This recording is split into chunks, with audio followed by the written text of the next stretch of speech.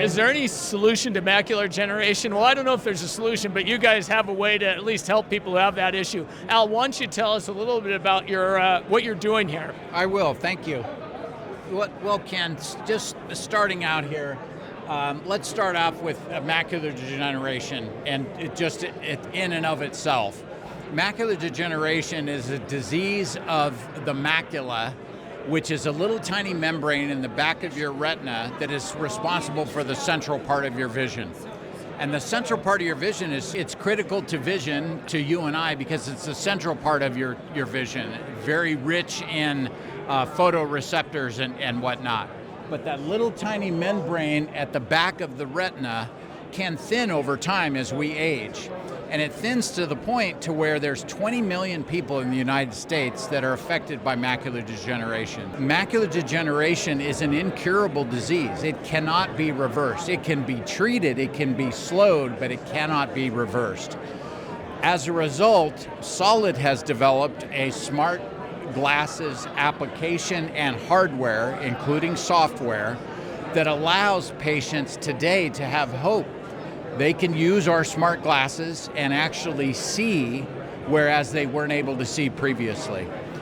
The application starts with a pair of glasses, not that unlike my own, that has 2 video cameras that are outward facing, and that's what the patient sees.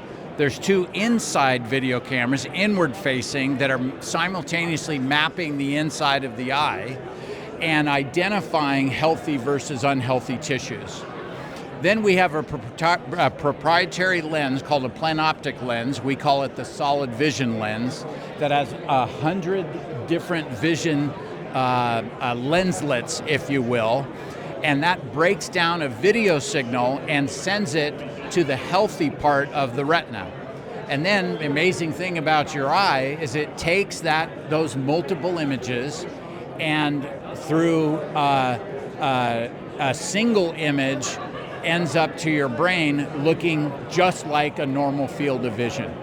And so this has given hope to those 20 million people affected by macular degeneration in the US and 200 people worldwide for an incurable disease. While we don't cure the disease or treat the disease, we do help them to see, and in some cases to see once again.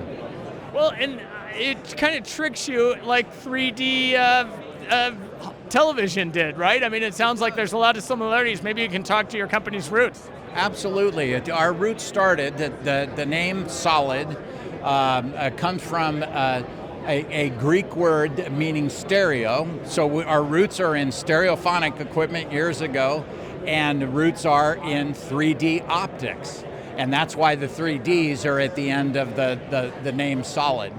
That's where we got our start. So 15 years ago, then 10 years ago, catching up to today's technology, we have developed these smart glasses specifically for this application and for people who were having trouble seeing due to macular degeneration and the progression of the disease, and are now able to see much more clearly in a full visual field, normally at 100% clear focus. So when will this be out in the market? We are launching the prototype here at CES, but we will be public out to the market within the next 6 months or so. Definitely in 2025. Is it the type of thing that needs FDA approval or anything like that? You know, eyeglasses and similar applications are considered a Class 2 medical device, which does not require FDA approval.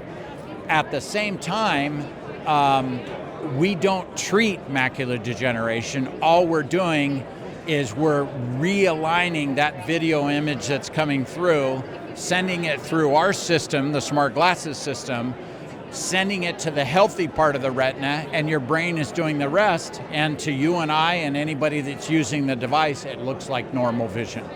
Yeah, so really you're just kind of a fancy glasses, aren't you? It is a fancy glasses. But I will point out a distinction. The distinction is that we're going for something as light and as easy to put on your face as this.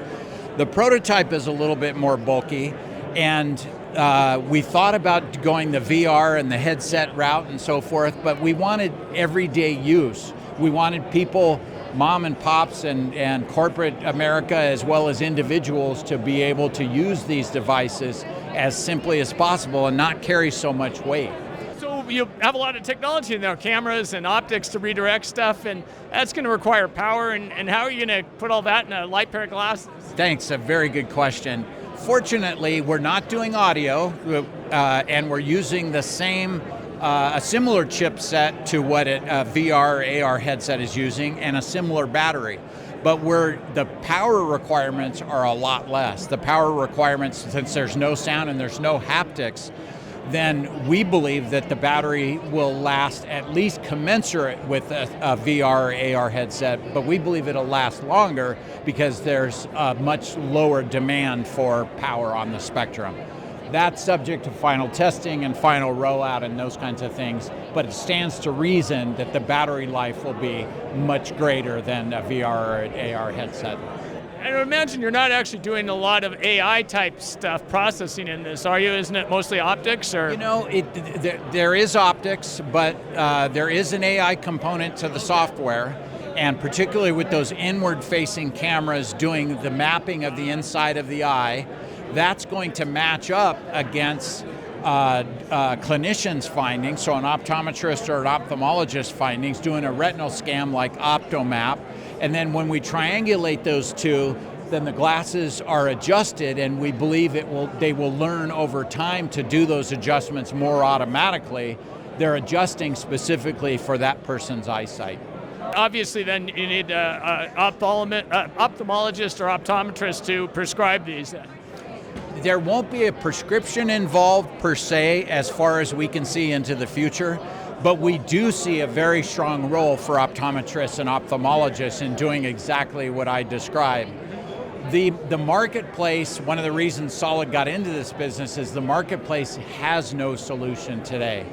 There isn't a solution to, as drastically as we've been able to show, improve a person's eyesight that has macular degeneration, particularly in an advanced state. And do you expect these to be affordable? We do expect them to be affordable. We haven't set a price, but we know that to the average user, to purchase them is going to be expensive. It's a complex device, has software, that AI component, and it will likely be on the expensive side. But part of the reason why I joined Solid is because I ran a large business unit for one of the largest privately held companies in this space and built a subscription model so that people are just paying a monthly fee to use the glasses. They would actually have the glasses in their possession, being able to use them watching TV, reading a book, what have you, and only pay, let's say $100, $125 a month in perpetuity. And so that subscription model substantially brings down the price point because then you have people paying for it over time. And I would imagine that there's got to be some insurance element to this or some programs. I believe that there will be an insurance component to it. In the optical world, opticians, ophthalmology, ophthalmological world, there is already a component that accepts low vision aids as part of insurance. So our goal is to also become part of that acceptance to where these smart glasses will one day be covered by insurance, whether it's on the subscription model or whether it's on the full purchase model. We hope to simultaneously work both and honestly hope that both happen.